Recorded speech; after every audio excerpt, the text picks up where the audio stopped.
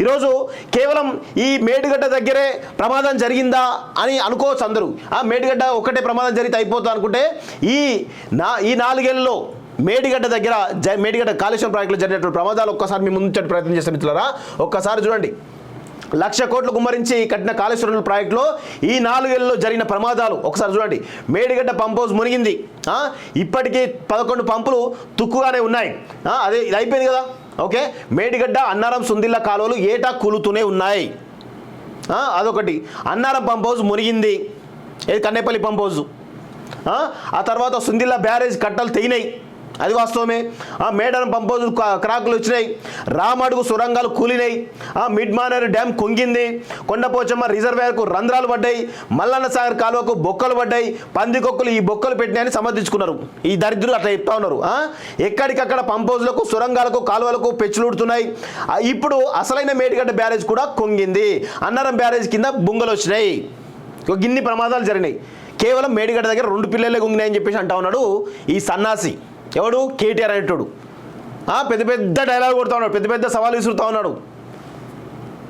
కొంచెం సోయి తెచ్చుకొని ఉండు కేటీఆర్, ఒళ్ళు దగ్గర పెట్టుకొని పనిచేయాలి. ఇంకా బుద్ధి, ప్రజలు చెప్పుతో కొట్టినా కానీ బుద్ధి రాకుండా ఇంకా అహంకారంతో పోతా ఉన్నా కదా. ఈ అహంకారాన్ని పార్లమెంట్ ఎన్నికల్లో ఖచ్చితంగా ప్రజలు తిరస్కరిస్తారు, గుర్తుపెట్టుకో. ఈ అహంకారం తగ్గిస్తారు. గింత ఘోరమా?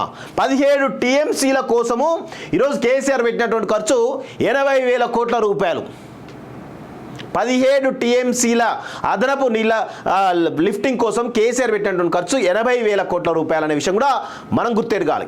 ఇక మిగతా సంబంధించినటువంటి ఎల్లంపల్లి నుంచి శ్రీరామ్ సాగర్ నుంచి మానేరు నుంచి ఇక మిగతా అన్నీ కూడా ఉంటాయి. మల్లన్న సాగరు, ఇక మల్లన్న సాగర్లో చేసినటువంటి అరాచకాలు మనకు తెలుసు.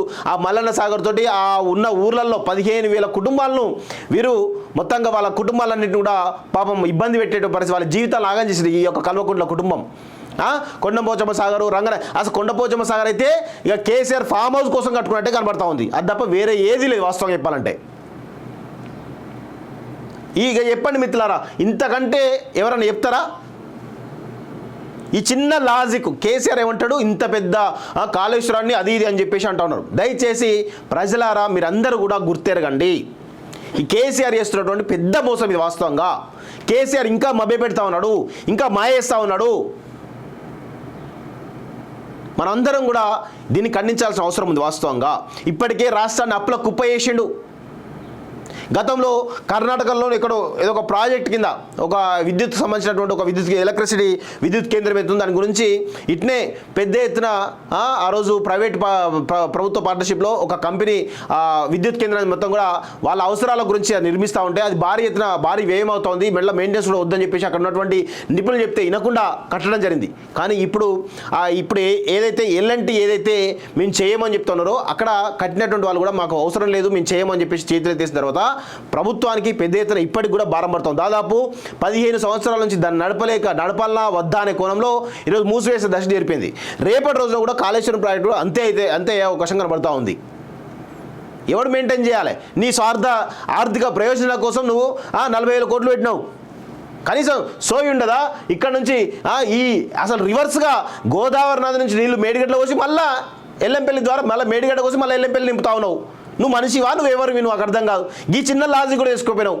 ఇంకొక విషయం కూడా చెప్తా ఉన్నా మిత్రులారా, కేసీఆర్ అనేవాడు దీనంతటి కూడా గూగుల్ మ్యాప్లో ఎవరైతే ఉన్నారో ఒక సిమ్ములు అమ్మేటువంటి వ్యక్తి, ఆయనకు గూగుల్ మ్యాప్ మీద కొంత అవగాహన ఉన్నది.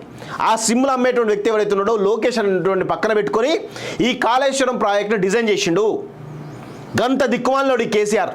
తెలంగాణని సర్వనాశనం చేసిండు. సిమ్లు అమ్ముకునేటంతో కాళేశ్వరం ప్రాజెక్ట్ మొత్తం కూడా గూగుల్ మ్యాప్లో డిజైన్ చేయించిందంటే అర్థం చేసుకోవాలి. కేసీఆర్ ఒక రూమ్లో ఒక స్క్రీన్ మీద ఉండి ముందు కూర్చొని ఆ పక్కన రైట్ సైడ్లో లొకేషన్ కూర్చొని పెట్టుకొని ఆ తర్వాత మిగతా ఎక్స్పర్ట్స్ అంతా కూర్చొని పెట్టుకొని ఆ లొకేషన్ చెప్తా ఉంటాడు.